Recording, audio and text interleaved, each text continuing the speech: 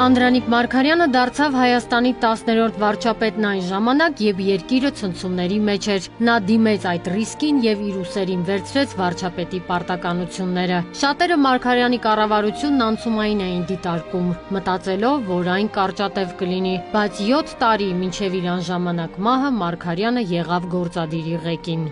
Անկախ նրանից ինչ կուսակցություն կգնա, բանակը կուսակցական չէ, բանակը պետությունն է, բանակը ժողովրդինն է, եւ պետք է բանակը եւ ռազմավարական մեր կոմպլեքսը ընձեռի աշխատի, որ ով գնա չգա, մենք զավակներս, թորներս հպարտելնեն եւ ամուր լինեն եւ վստահ լինեն, որ ինչ որ արել ենք, ճիշտ ենք արել, ինչ որ արել ենք, դա սահմանը չէ, մեր սահմանը շատ ավելի մեծ է։ Անդրանիկ Մարգարյանը հրաժարվեց երկրի վարչապետի համար նախատեսված պետական առանձնատնից եւ շարունակեց ընտանիքով բնակվել Ավանի իրենց բնակարանում։ Հետո 88 թվականից հետո գնալով քչացավ տունը լինելու ժամերի քանակը, իսկ վերջին 5 տարիների ընթացքում այնպես է ստացվում, որ շաբաթը մնացած բոլոր օրերը գնաց տունը քնելու, բացի կիրակի օրվանից, երբ որ զբաղվում ես ընտանիքով։ Միակ օրն է շաբաթվա մեջ, կիրակի օրը,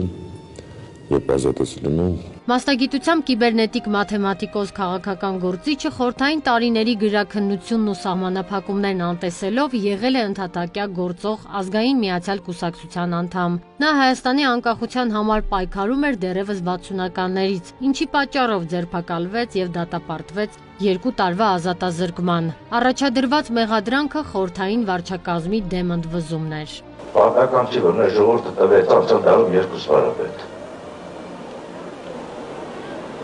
Նժդե եւ Ազգենը։